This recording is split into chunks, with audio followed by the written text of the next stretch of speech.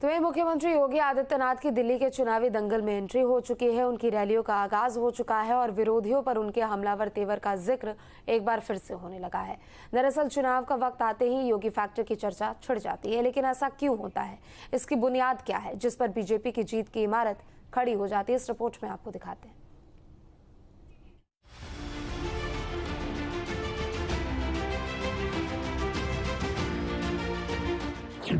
चुनावी पिच पर बैटिंग, जीत की गारंटी। जहां जहां किया प्रचार, जीत मिली धुआंधार।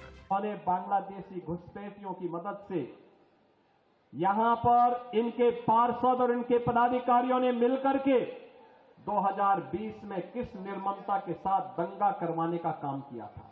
जब भी जाति के नाम पर, क्षेत्र के नाम पर, भाषा के नाम पर बंटे हैं तो निर्ममता से कटे भी हैं। उत्तर प्रदेश के मुख्यमंत्री योगी आदित्यनाथ के इन दो बयानों में महीनों का फर्क है, लेकिन योगी आदित्यनाथ के ऐसे ही बयान बिना बीजेपी के वोटर से लाग लपेट सीधे कनेक्ट करते हैं और फिर विरोधियों के लिए नतीजा पलट जाता है। अब इसे चुनाव में योगी मैजिक कहें या सियासत में योगी फैक्टर, चाहे कुछ भी कह लें, ऐसा लगता है योगी आदित्यनाथ ने सियासत की नब्ज पकड़ने का दावा करने वालों की ब्रेन मैपिंग कर रखी है। दरअसल अखिल भारतीय राजनीति में योगी फैक्टर का उदय उसी तारीख से हो गया था जब 19 मार्च 2017 को उन्होंने पहली बार कहा था, मैं आदित्यनाथ योगी ईश्वर की शपथ लेता हूं कि बीजेपी ने जब 2 बार लगातार यूपी विधानसभा का चुनाव जीता तो योगी को ही राज्य की नुमाइंदगी थमाई।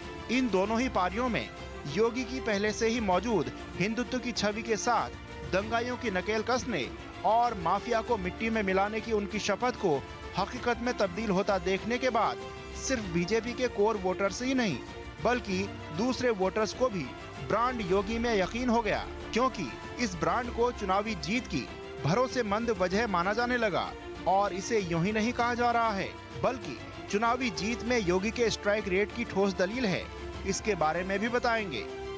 हकीकत यही है कि योगी आदित्यनाथ सियासत के पोस्टर बॉय बन चुके हैं। उनकी रैलियों में भीड़ का इकट्ठा होना तय होता है।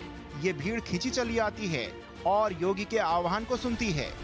योगी आदित्यनाथ ने 22 साल की उम्र में सांसारिक मोहमाया छोड़कर योगी का स्वरूप धारण कर लिया था। उन्होंने अपने गुरु महंत अवैधनाथ से दीक्षा ली थी। महंत अवैधनाथ ने उन्हें अपना उत्तराधिकारी घोषित किया था, लेकिन योगी आदित्यनाथ ने सियासत में एंट्री ली तो फिर पीछे मुड़कर नहीं देखा। 1998 में महज 26 साल की उम्र में सांसद बन गए और अगले 4 लोकसभा चुनाव में गोरखपुर से अपनी जीत दर्ज कराते रहे। अब उस बयान को सुन लीजिए जिसने पिछले साल बीजेपी के विरोधियों के अंदर कोहराम मचा दिया था।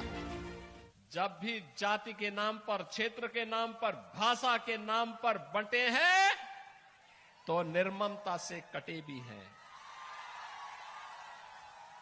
हम बार बार इस बात को कहते हैं, जाति के नाम पर मत बंटिए। ये बांटने वाले लोग देश के साथ धोखा दे रहे हैं। 2024 में लोकसभा के अलावा जम्मू कश्मीर, महाराष्ट्र, हरियाणा और झारखंड के चुनाव में योगी आदित्यनाथ के ये बयान गूंजते रहे और अब दिल्ली में विधानसभा चुनाव की तारीख 5 फरवरी से ठीक पहले योगी आदित्यनाथ का वही तेवर विरोधियों में फिर से तहलका मचाने लगा है। बांग्लादेशी घुसपैठियों की मदद से यहां पर इनके पार्षद और इनके पदाधिकारियों ने मिलकर के 2020 में किस निर्ममता के साथ दंगा करवाने का काम किया था। कैसे शाहीन बाग में इन्होंने अराजकता और गुंडागर्दी करने का काम किया था। बहनों और भाइयों, मैं तो केवल आपसे एक बात कहना चाहूंगा। आज भारतीय जनता पार्टी की डबल इंजन की सरकारें जिन राज्यों में हैं, उन राज्यों में आप देखिए, वहां आपको स्वच्छ वातावरण मिलेगा, एक सुरक्षित वातावरण मिलेगा। दिल्ली में विधानसभा चुनाव की जंग में बीजेपी के स्टार कैंपेनर योगी आदित्यनाथ का ये आगाज है। दिल्ली में यूपी के सीएम की ताबड़तोड़ रैलियां होने वाली हैं।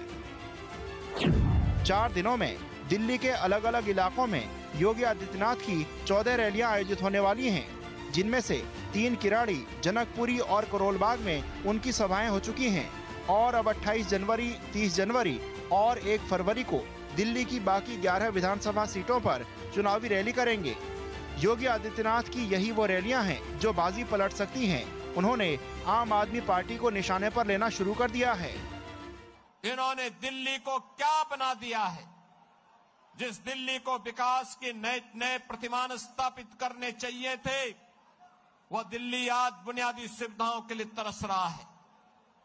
केवल प्रलोभन के झूठे वादे करते हुए इन्होंने यहां के नौजवानों के भविष्य के साथ खिलवाड़ किया है। जनता जनार्दन को बुनियादी सुविधाओं से त्रस्त किया है और मैं आपसे यही अपील करने के लिए आया हूं। ये विकास की बात करते हैं, बुनियादी सुविधाएं देखनी हो या इंफ्रास्ट्रक्चर देखना हो, एनसीआर से जुड़े हुए उत्तर प्रदेश के जनपदों को ही देख लें।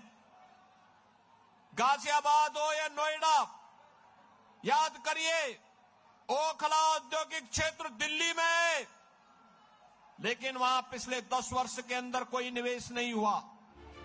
जाहिर है दिल्ली में भी योगी मैजिक को जीत की कसौटी पर कसा जाएगा, लेकिन हरियाणा, जम्मू कश्मीर और महाराष्ट्र में योगी आदित्यनाथ ने कैसे विरोधियों की बेचैनी बढ़ा दी थी, इन तस्वीरों में उसकी बानगी देख लीजिए।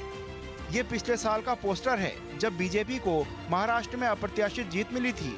बीजेपी की जीत में उनकी रैलियों के स्ट्राइक रेट को तस्दीक करने वाला पोस्टर ये है। दूसरे चुनावी राज्यों में भी योगी ने कमल खिलाने के लिए कमाल कर दिया था।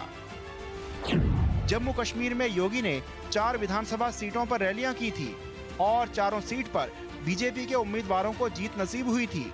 जम्मू कश्मीर में योगी स्ट्राइक 100% था।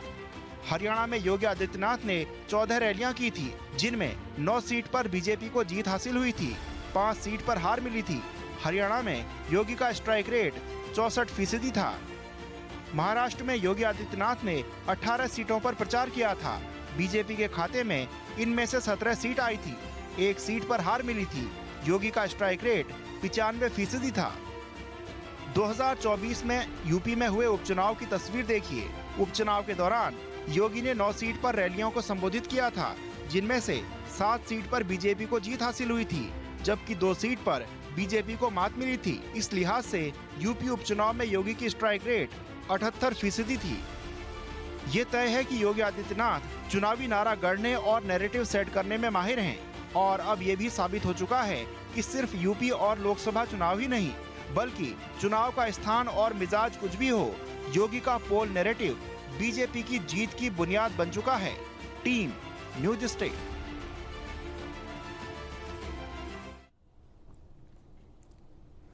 तो उन्नाव जिला अस्पताल में सदर विधायक पंकज गुप्ता ने अस्पताल का औचक निरीक्षण किया।